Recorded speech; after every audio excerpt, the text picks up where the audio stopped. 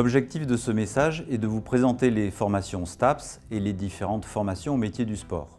À Toulouse, les formations en STAPS sont réalisées au sein de la Faculté des sciences du sport et du mouvement humain. La faculté est une unité de formation et de recherche en sciences et techniques des activités physiques et sportives. C'est un ensemble qui est constitué par des enseignants, des personnels administratifs et une communauté étudiante. Il existe en France 60 unités de formation et de recherche en STAPS, réparties sur tout le territoire et sur les territoires ultramarins.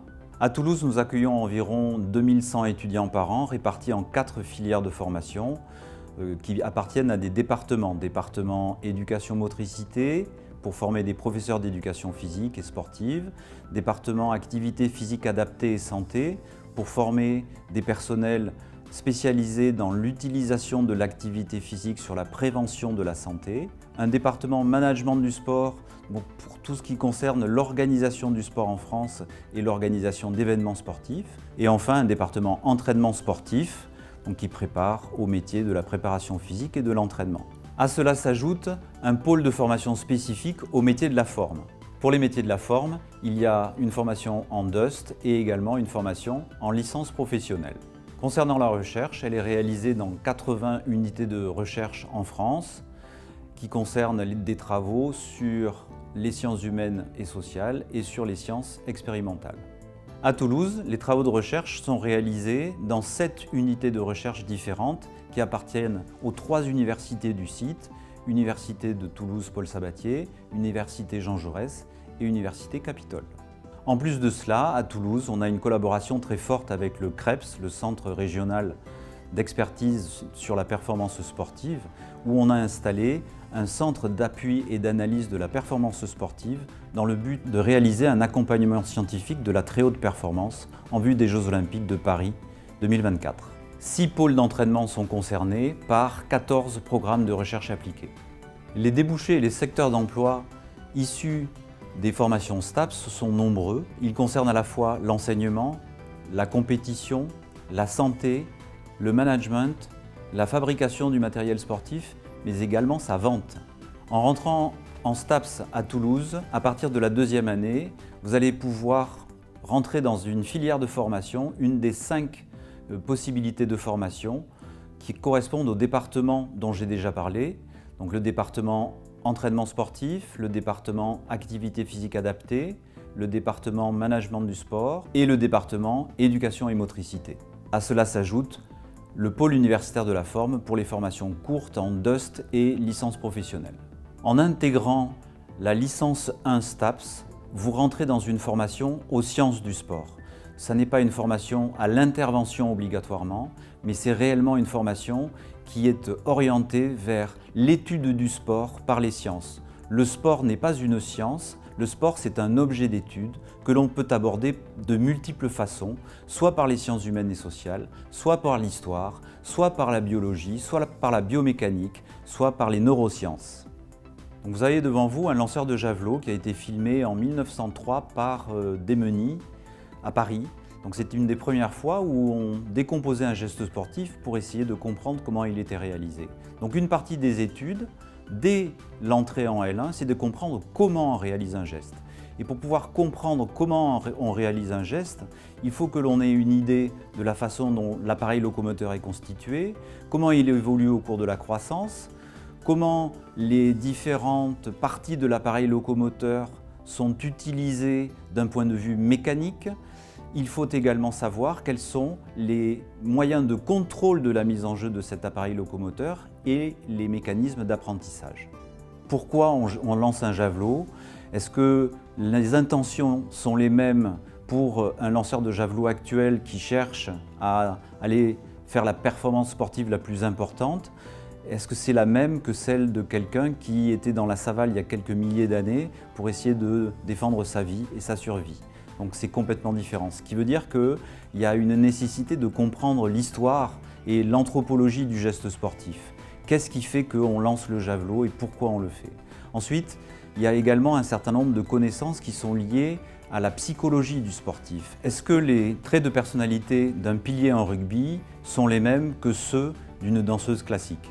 il y a un certain nombre de déterminants qui sont liés avec l'histoire des individus, leur origine sociale, etc. Ce qui veut dire que les sciences sociales vont être tout à fait intéressantes pour essayer de comprendre pourquoi on réalise les choses. Enfin, il est également possible d'étudier l'activité physique par le management des pratiques sportives, l'organisation d'événements sportifs, comment sont organisées les pratiques sportives dans les différents pays du monde. Est-ce qu'on réalise et on pratique les mêmes sports dans les différents pays du monde? Ainsi, les contenus de formation de la L1 STAPS sont à 50% composés par des sciences, 30% par des activités physiques et le reste par des activités transversales telles que les langues vivantes et la méthodologie du travail personnel. Lorsque vous allez déposer votre dossier sur Parcoursup, vous allez être classé selon 4 domaines de compétences. Le premier domaine, c'est un domaine scientifique important. Le deuxième domaine, c'est un domaine argumentaire et littéraire. Le troisième domaine est un domaine sportif, c'est vos résultats sportifs, votre niveau sportif. Et enfin, le quatrième domaine, c'est un niveau d'investissement citoyen et de responsabilité collective. À cela s'ajoute l'évaluation qui est faite par votre équipe pédagogique ou l'équipe pédagogique de votre établissement sur la fiche à venir. Une fois votre dossier déposé, il va être examiné par une commission d'examen des vœux. Cette commission examine de façon identique partout en France chacun des dossiers.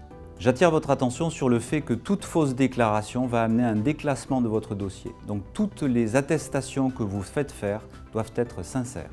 Comme vous pouvez le voir sur ces chiffres, de très nombreux dossiers, plus de 7000 pour 500 places en tout à Toulouse. Par contre, si vous êtes pris, on va vous proposer de rentrer avec un statut particulier, soit un statut de oui, on considère que vous avez les compétences pour pouvoir rentrer sans aménagement d'études, soit un statut de oui si, à ce moment-là, on vous propose un contrat pédagogique avec un renforcement dans les matières scientifiques parce qu'on aura détecté quelques lacunes.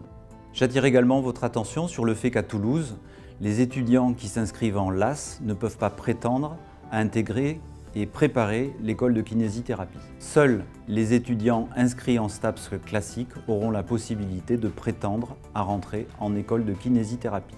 Cette dernière diapositive présente toute l'architecture des formations au métier du sport et ça ne concerne que l'offre publique de formation et pas l'offre privée. Vous avez donc deux types de formations, les formations à l'université qui sont indiquées en gris et les formations proposées par le ministère des Sports, des Jeux Olympiques et Paralympiques indiquées en vert. Les formations du ministère des Sports sont davantage des formations à l'intervention, donc éducateurs sportifs, entraîneurs de très haut niveau. Les formations à l'université sont des formations orientées vers les sciences du sport.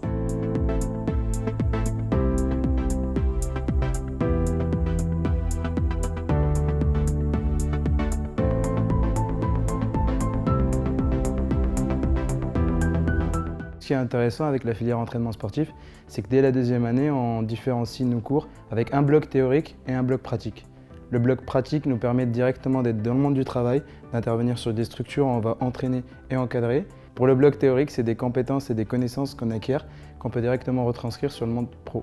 Mon parcours, en fait, s'intéresse à tout ce qui tourne autour du sport, c'est-à-dire indirectement, comme le droit du sport, le marketing, les stratégies de développement, les acteurs, etc. On a une formation d'éducateur thérapeutique du patient qui nous donne des prédispositions sur le terrain. Et on a également une diversité de stages à faire, que ce soit de l'observation ou de l'intervention auprès de publics à besoins spécifiques, comme par exemple des personnes en situation de handicap, vieillissantes ou avec des troubles.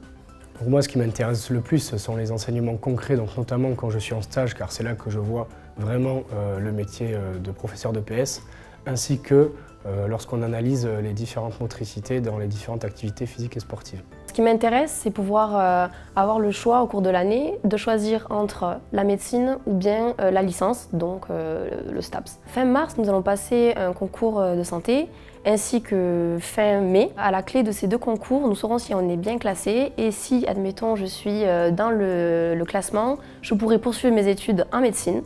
Et si je ne suis pas assez bien classée, j'ai la possibilité de continuer en deuxième année de licence en STAPS.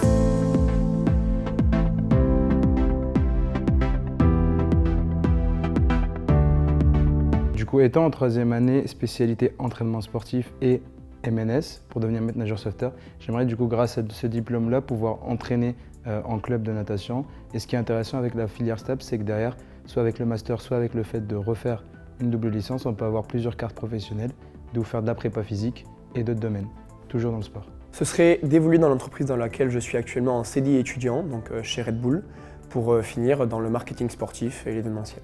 Donc moi, ce serait de travailler dans la prévention en santé par le sport et donc de mettre en place des projets dans des maisons sport-santé, notamment sur Toulouse. Je voudrais valider mon master pour ensuite réussir le concours du professorat, pour pouvoir ensuite devenir enseignant de PS, donc en collège ou lycée, et pourquoi pas par la suite enseigner à l'étranger. Si je réussis le concours de santé, j'aimerais prendre la filière odontologie, donc pour devenir chirurgien-dentiste. Et si je n'ai pas ce concours, je continuerai du coup en deuxième année de STAPS, et plus précisément dans la filière EM pour faire professeur d'éducation physique et sportive.